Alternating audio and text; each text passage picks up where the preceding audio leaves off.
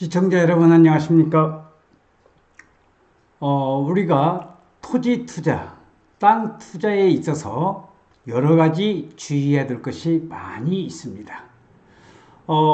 저의 상담하시는 분들하고 대화를 해보면은 자기는 땅에 투자해서 재미를 못 봤다. 또 땅을 투자를 하다 보니까 너무 어렵다. 공법적인 이용 제한 사항, 거래 규제에 관한 사항, 땅의 이용 용도를 어떻게 해야 될 건지 이런 어려운 난관에 접합을 해서 땅에 투자해서 재미를 못 보신 분도 있지만은 땅을 가지고 재테크한 분들도 많이 있습니다. 땅을 어떻게 선택을 해야 될 것인가? 오늘은 돈이 되는 땅과 좋은 땅 이야기를 풀어볼까 합니다. 김영선 박사의 동영상을 시청하시는 여러분, 땅은 절대적으로 거짓말하지 않습니다. 우리 인간은 속고 속이는 세상 속에서 살고 있지만은 땅은 절대로 우리 인간을 배신하지 않고 거짓말을 하지 않는다는 내용을 여러분들에게 말씀을 드리면서 자, 오늘은 돈이 되는 땅과 좋은 땅 이야기를 같이 풀어볼 수 있도록 하겠습니다. 자, 여기 사진이 나와 있는 것이 저의 대표적인 저서인 땅은 거짓말하지 않는다라는 책이 되겠습니다. 자, 땅으로 부자가 된 이들의 그 이야기를 듣다 보면 어쩌면 허탈한 생각도 듭니다. 특별한 재주가 있는 것도 아니고 객관적인 데이터가 있는 것도 아닙니다. 그런데도 그들은 동물적인 감각과 판단으로 돈이 될 만한 땅을 남보다 앞서서 사들입니다. 특히 경기도 용인시 처인구 쪽의 토지와 안성시, 미성숙지, 미개발지가 많은 안성시 땅을 벌써 매입을 해서 이 땅을 가지고 돈이 들 만한 그런 판단을 섰기 때문에 이쪽에 투자하시는 분들이 상당히 많이 있습니다. 그래서 저희 연구소에서도 용인시 처인구 땅과 안성시 땅을 집중적으로 연구를 하고 있는데, 자, 그러면은 동물적인 감각과 그 판단으로 돈이 들 만한 땅을 남보다 앞서 사들였다고 한다면은 도대체 그들은 어떠한 비법을 가지고 있는 것일까? 도대체 무엇일까? 따지고 보면 별다른 것이 없습니다. 땅을 잘 보는 눈이 탁월하다는 것입니다. 그러나 이 비법 아닌 비법 하나가 땅 투자에 성공을 가져다주는 키워드인 것은 분명합니다. 자, 측량하고 경계 말뚝을 막는 것은 땅 투자의 기본입니다. 땅 투자에 성공한 이들은 땅을 보는 절제된 감각을 몸에 익히고 부지런히 다리품을 팔고 현장답사 임장활동이죠. 정보를 수집한 뒤에 먹이가 나타나면 재빠르게 낚아채는 습성이 있습니다. 먹을 만한 그 먹이가 아니라고 판단한다면, 그러니까 돈이 들 만한 땅이 아니라고 한다면 그 누가 뭐라고 해도 이들은 과감히 포기를 합니다. 제 아무리 맛있게 보여도 흔히 말하는 좋은 땅의 개념은 시대에 따라서 조금씩 달라졌습니다.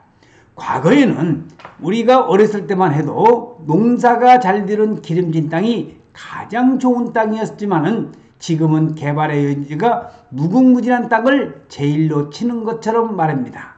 나 땅입니다.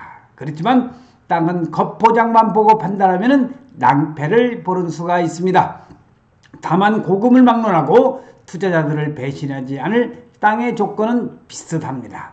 우선은 터가 좋아야 됩니다. 포근하면서도 가슴이 확 트여야 하는데, 좀 더 구체적으로 파고들면 남쪽이 트이고 야트막한 경사를 이루고 북쪽에 차가운 바람을 막아주는 산이나 숲을 끼고 있으면, 더군다나 강까지 끼고 있으면 이런 땅이 아주 좋은 땅이면서 풍수지리학적으로도 배산 임수의 땅을 천하에 우리가 명당짜리로 얘기를 하고 있습니다. 하지만 우뚝 솟은 봉우리가 있다고 한다면 이는 바람바지가 되므로 오히려 나쁩니다. 움푹 파에 들어간 소형 분지는 피하는 것이 바람직하고 절벽이나 절개지 밑은 무너질 위험이 있기 때문에 절대 금물입니다. 집터로 쓰는 땅은 평지보다 약간 언덕진 곳이 좋습니다. 옆으로 조그만 도랑이나 식수로 쓸 수 있는 수맥이 있으면 금상첨화라고 할 수가 있겠습니다. 땅은 홍어처럼 삭힐수록 좋다는 거 여러분들 다시 한번 그 머릿속에 상기해 주시고요. 물도 따르는 땅을 고르는 중요한 요소입니다. 앞에 시원한 물이 보이면 좋습니다. 나가는 물보다 들어오는 물이 훨씬 낫겠죠. 물은 재물에 속하는데 나가는 물은 재물이 빠져나간다는 속설이 있습니다. 요즘 조망을 많이 따지는데 뷰죠. 앞에 산이 있어서 경관이 좋은 경우에도 앞산과의 거리에 따라서 땅의 가치가 달라집니다. 앞산과의 거리는 300m 이상은 되어야 괜찮은데 너무 앞에 있으면 오히려 답답하고 햇빛이 가립니다. 물리적 조건도 중요합니다. 가로의 폭은 적당한 것이 좋고 반듯한 길은 100에서 500m 사이에서 변화가 생기며 무난합니다. 대도시의 베드타운인 위성도시의 경우 역을 향한 가로는 일반적으로 오른쪽이 낫습니다. 커브길의 가로에서는 안쪽이 좋고 비탈길에서는 아래쪽이 더 가치가 있는 땅이 되겠습니다. 땅 투자는 언제라도 매매 가능한 상품을 대상으로 하라는 이러한 사파가 지금 나와 있는데 우리가 언제든지 땅 투자를 할 때는 살 때에 모든 것을 생각을 하겠지만은 팔 때를 염두에 두고 또 땅을 산다고 한다면은 절대적으로 실패가 없을 겁니다.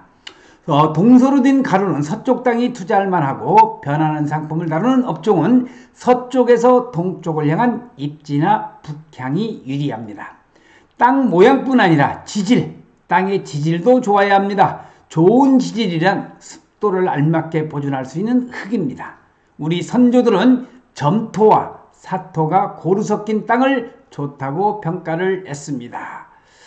자, 공장을 허문 흙이나 기타 잔물이 섞인 곳, 쓰레기를 매립한 곳은 나쁜데 논이나 수면이었다가 매립한 곳은 과거에는 기피 대상이었으나 요즘은 매립 기술이 발달해 위치만 좋다면 좋은 평가를 받기도 합니다.